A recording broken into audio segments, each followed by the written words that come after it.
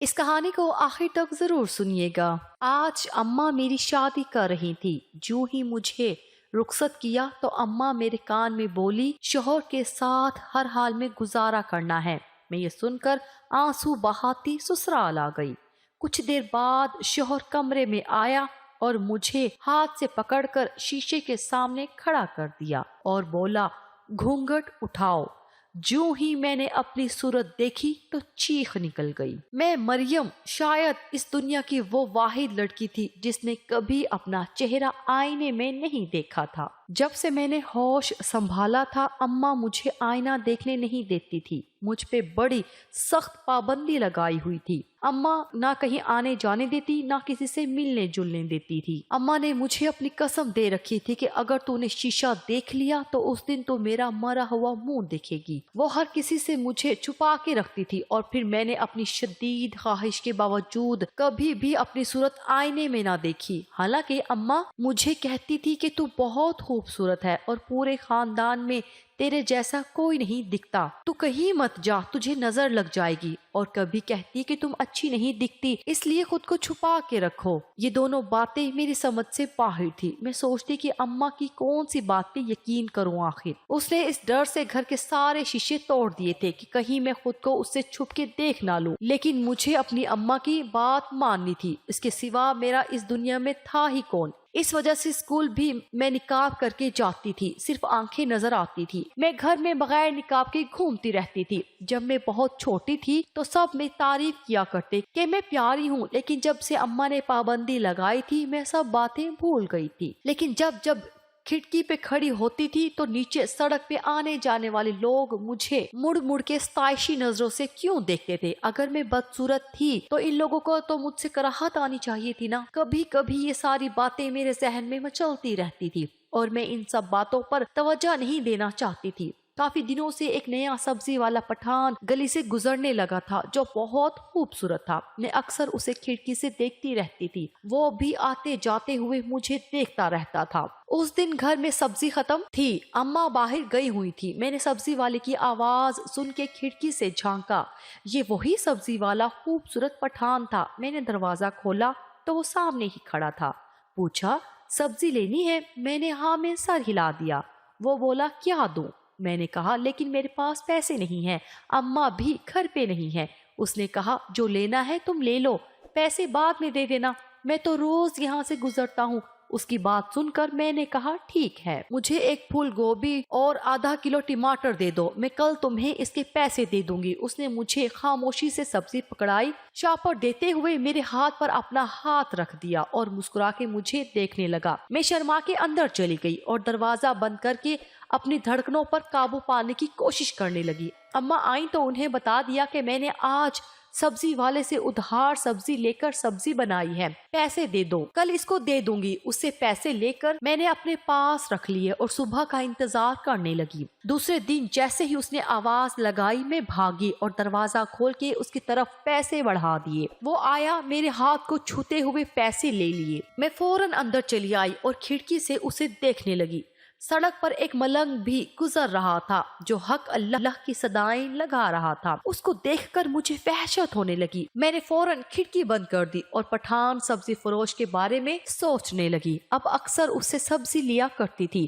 وہ سبزی دینے کے بہانے میرے ہاتھوں کو چھو لیتا تھا۔ اب تو وہ مجھ سے پیسے بھی نہیں لینا چاہتا تھا۔ میں زبردستی پیسے اس کے ریڑھی پر رکھ آتی اور کبھی وہ مفت میں مجھے سبزی پکڑا جاتا تھا۔ پھر ایک دن وہ مجھے سبزی دیتے ہوئے ایک خط بھی پکڑا گیا تھا۔ میں نے گھبرا کے ادھر ادھر دیکھا اور خط اپنے دوپٹے میں چھپا لیا، اندر آ کر چھپا کے رکھ دیا۔ رات کو جب اماں گہری نیند سو گئی تب میں نے وہ خط نکال کے پڑھا تھا جس میں پٹھان نے اپنا نام اسماعیل بتایا تھا اور مجھ سے محبت کا اظہار کیا تھا اور شادی کی خواہش ظاہر کی تھی اور مجھ سے خط کا جواب مانگا تھا۔ میں نے اسی وقت کاغذ قلم اٹھا کے خط کا جواب لکھنا شروع کیا اور اس سے کہا کہ میرا نام مریم ہے، مجھے بھی تم اچھے لگتے ہو بہت اور مجھے تم سے شادی کرنے پر کوئی اعتراض نہیں ہوگا۔ خط لکھ کے میں نے چھپا دیا، مبادا وہ اماں نہ دیکھ لے، اور میں بستر پر لیٹ کے پٹھان کے بارے میں سوچتے سوچتے چادر اپنے اوپر کھینچ کے سو گئی۔ اگلے دن میں جھاڑو دے رہی تھی کہ سبزی والے کی آواز میری سماعت سے ٹکرائی۔ दिल की तेज होती धड़कन को संभालते हुए मैं खत लेके दरवाजे पे गई। उसने सब्जी मेरी तरफ बढ़ाई तो मैंने खत उसे दे दिया। उसी वक्त वो मलंग बाबा आता दिखाई दिया। मैं जल्दी से दरवाजा बंद करके अंदर आई। बावर्ची खाने में सब्जी रखी और छुरी उठा के सब्जी छीलते हुए सोचने लगी कि बकौल अम्मा के मैं बदसूरत हूँ तो ये खूबसूरत सब्जी वाला पठान क्यों मुझ पे फिदा हो गया? क्या उसकी आंखें खराब हैं? इसी तरह ये खत्तो किताबत का एक सिलसिला चल निकला था हमारे बीच में। मैं उससे खत में पूछा करती थी कि तुम्हें मैं कैसे पसंद आ गई, तुम्हें मुझ में क्या अच्छा लगा। वो लिखता, मुझे तुम्हारी हर अदा पसंद है, तुम बहुत प्यारी हो। मैं तुम्हें तब से पसंद करता था जब तुम खिड़की से झांकते हुए मुझे देखा करती थी। मैं जो अम्मा की बातें और बेजा रोक टोक सुन सुन के एहसास महरूमी का शिकार हो गई थी। इस्माइल की मोहब्बत पाके मेरा एतमाद बहाल होता जा रहा था कि एक दिन मोहल्ले की एक औरत अम्मा के पास बैठी थी और वो दोनों मेरे बारे में बात कर रहे थे। मैं बावर्ची खाने में चाय बना रही थी। उनकी आवाजें यहाँ तक सुनाई दे रही थी। खाला अम्मा से कह रही थी कि तेरी बेटी जवान हो गई है, इसके लिए कोई रिश्ता विश्ता देखा तुमने? मेरी अम्मा आह भर के बोली, नहीं, और मरियम से कौन शादी करेगा? मैंने नहीं करनी उसकी शादी वादी। अम्मा नफी में गर्दन हिलाते हुए बोली, क्यों भला? अच्छी ठीक ठाक तो दिखती है मरियम, मिल जाएगा रिश्ता, खाला ने कहा। और ये बातें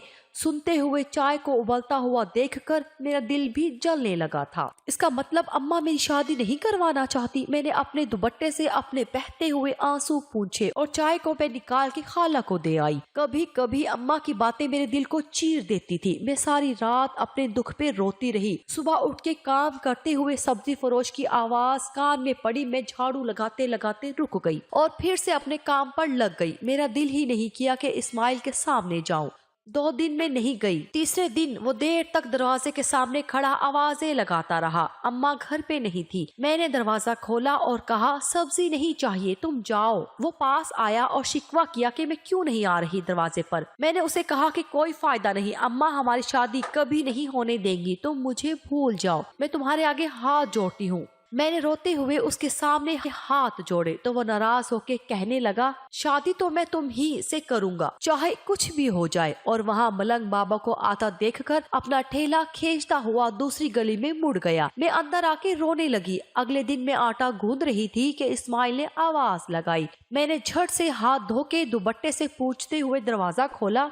उसने सब्जी के साथ मुझे खत पकड़ाया और गली में मुड़ गया। सारे काम काज निपटा के मैं अम्मा के सोने का इंतजार करने लगी। जब वो सो गई तब मैंने वो खत निकाला और खोलकर पढ़ने लगी, जिसमें इस्माइल ने लिखा था कि अपनी अम्मा से बात करो, मानती है तो ठीक, वरना मैं तुम्हें यहाँ से भगा के ले जाऊंगा। खत का जवाब जरूर देना, फकत तुम्हारा इस्माइल। मैं जवाब लिखने लगी कि इस्माइल, अम्मा से बात करना ही फजूल है, वो मेरी शादी करवाना ही नहीं चाहती, इसलिए मैंने सोचा है भाग के शादी करना ही वाहिद रास्ता है। मैं तैयार हूँ क्योंकि मैं तुम्हारे बगैर नहीं रह सकती। खत लिख के मैंने छुपा के रख दिया। सुबह होते ही सब्जी वाले का इंतजार करने लगी। जैसे ही उसने आवाज लगाई मैं दौड़ती हुई दरवाजे पर गई और दरवाजा खोल के उसे खत पकड़ाकर दरवाजा बंद करके चली आई। कुछ दिन यूं ही खतो किताबत चलती रही और दोनों की मुतफिका राय से घर से भागकर शादी करना तय हो गया। अब बस मौके का इंतजार था। उस रात मैं पूरी तैयारी कर चुकी थी। घर से भागने का सामान तो कुछ था ही नहीं। मेरे पास बस चंद जोड़े पैक कर लिए थे बैग में।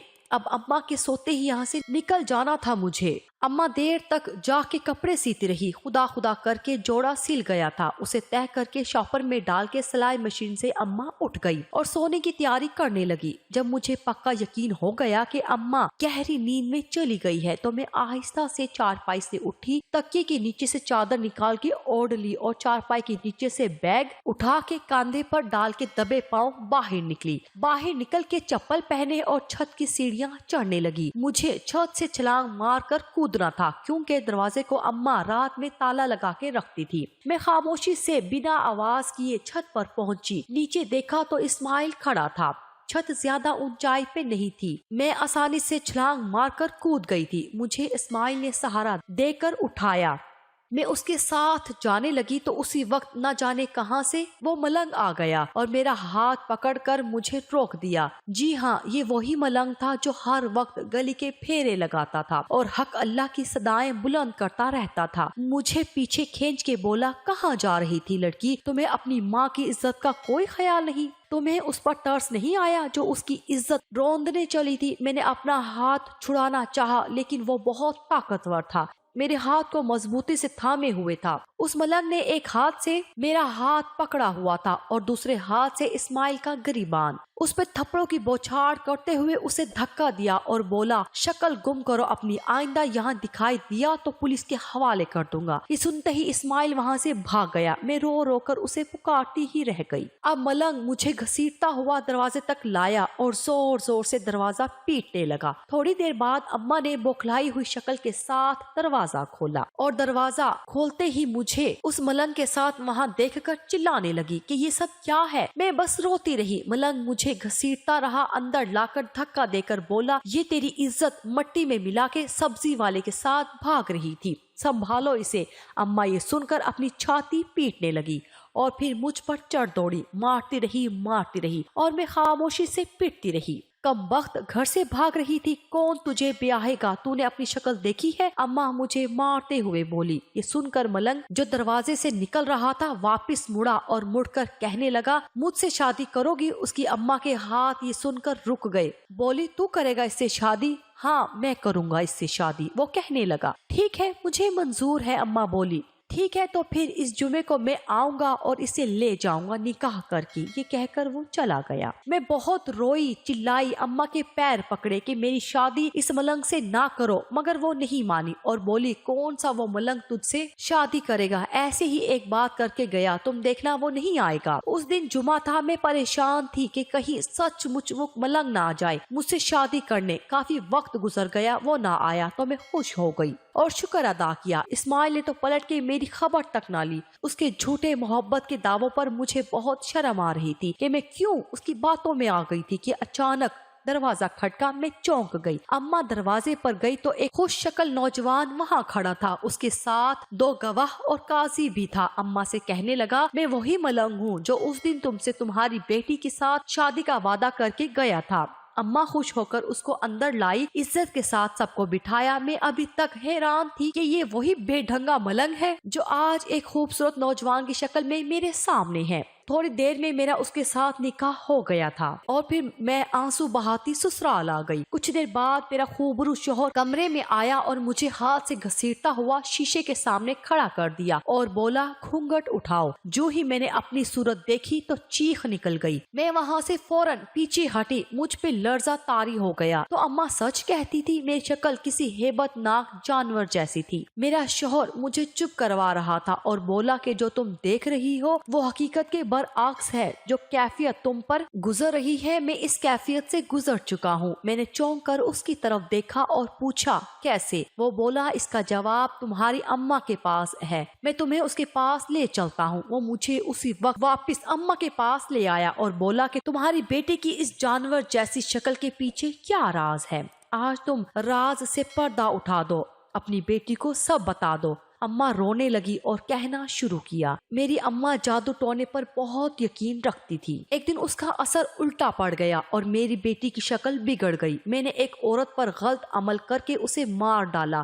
وہ حاملہ تھی لیکن اس کا بچہ بچ گیا، وہ خود مر گئی، اسی کی سزا مجھے ملی ہے۔ وہ شرمندہ ہو کے بتا رہی تھی۔ یہ سن کر میں ششت رہ گئی اور میرا شوہر بولا، جانتی ہو وہ عورت کون تھی؟ وہ میری ماں تھی جس کو تم نے مار ڈالا۔ اماں اور میں حیرت سے اس کو تکنے لگے۔ وہ کہتا رہا کہ اس عمل سے میری ماں تو مجھے جنم دے کر مر گئی مگر میری شکل کسی بھیانک جانور جیسی دکھتی تھی۔ وہ میری طرف دیکھ کے بولا، تم صرف اپنی ماں کو اور اپنے آپ کو ہی بدصورت دکھائی دیتی ہو، دوسرے لوگوں کو نہیں، جبکہ میں سب کو ہی بدصورت دکھائی دیتا تھا۔ سب کو مجھے دیکھ کر کراہت آتی، لوگ گھن کھاتے مجھ سے۔ میں تھوڑا بڑا ہوا تو کسی درس گاہ میں پناہ لے کر بیٹھ گیا، وہاں درس گاہ کے کام کاج کرنے لگا۔ وہاں ایک بہت پہنچے ہوئے بزرگ تھے، وہ مجھ سے بہت شفقت سے پیش آتے تھے، روز مجھ پر دم درود کرتے، دم کیا ہوا پانی مجھے پلاتے اور مجھے کئی وظیفے بتائے کہ بیٹا تم یہ وظیفے دن رات پڑھتے رہو، تم پر کسی عورت نے غلط عمل کیا جس سے تمہیں بھی نقصان ہوا اور اس کی بیٹی کو بھی. تم یہ وظیفے پڑھو گے تو ان کی برکت سے اس شیطانی عمل کا اثر ختم ہو جائے گا. پھر میں دن رات وہ وظیفے دل لگا کر پڑھنے لگا. روز بزرگ کا دم کیا ہوا پانی پیتا، ہر وقت اللہ کو یاد کرتا رہتا، اور ایک دن میرے رب نے میری سن لی اور اس عمل کا اثر مجھ پر سے ختم ہو گیا. میں لوگوں کو پکڑ پکڑ کے پوچھتا کہ میں کیسا دکھتا ہوں. وہ کہتے کہ تم بہت خوبرو نوجوان ہو. میں جتنا اپنے رب کا شکر ادا کرتا کم تھا. پھر ایک دن میں اپنے محلے اپنے گھر واپس آ گیا اور سب کو واقعہ سنایا تو لوگوں نے بتایا کہ فلاں عورت یہ عمل کیا کرتی تھی بہت پہلے، اب اس نے وہ کام چھوڑ دیا ہے. میں تمہارے گھر تک پہنچ گیا تم سے پوچھنے کہ تم نے ایسا کیوں کیا، لیکن وہاں دیکھا کہ تمہاری بیٹی روز سبزی والے سے باتیں کرتی ہے اور خط لیتی اور دیتی ہے، اور یہ لوگ گھر سے بھاگنا چاہتے تھے. مجھے یہ سب گوارا نہ ہوا کہ اپنے ہوتے ہوئے یہ سب ہونے دو، اس لیے اس رات میں تمہارے گھر کے باہر پہرا دے رہا تھا اور اس کو بھاگنے سے روکا. اس نے سارا قصہ سنایا تو میری اماں اس کے پیروں میں گر کے اسے معافی مانگنے لگی. وہ بولا میری شکل ٹھیک ہو گئی، میں نے تمہیں معاف کیا، لیکن میں چاہتا تھا تم اپنی بیٹی کو سب بتاؤ. میں یہ سب سن کر اتنا بولی اماں تم ٹھیک کہتی ہو، میری شکل واقعی بہت بری ہے، کسی بدصورت جانور جیسی. میں روتے ہوئے بولی نہیں مریم. میرا شوہر اکبر کہنے لگا تم سب کو خوبصورت دکھائی دیتی ہو، صرف تم کو اور تمہاری اماں کو بھیانک جانور جیسی لگتی ہو، لیکن تم فکر نہ کرو، میں تمہیں درس گاہ لے کر جاؤں گا، وہاں سے تم ٹھیک ہو جاؤ گی. میں اور اماں اسے مشکور نظروں سے دیکھ رہے تھے. آج 40واں دن تھا. مجھے درس گاہ پر بزرگ کا دیا ہوا پانی پیتے ہوئے اور دم اور درود کرواتے ہوئے میں نے ہر وظیفہ پڑھا، بہت عبادت کی، رو رو کر دعائیں مانگی تھی. وظیفہ پورا ہوا. بزرگ نے بتایا کہ اب تم گھر جا سکتی ہو، اس عمل کا اثر ختم ہو جائے گا. صبح تک ہم خوش خوش گھر آ گئے، شکر ادا کیا رب کا اور سو گئی. صبح اٹھ کے منہ دھو کے باہر نکلی تو میری نظر شیشے پر پڑی. شیشے میں ایک خوبصورت لڑکی نظر آئی. میں شیشے کے بالکل قریب آئی اور خود کو غور سے دیکھنے لگی. اب مجھے یقین آ گیا تھا کہ یہ پیاری سی لڑکی کوئی اور نہیں، میں ہوں مریم.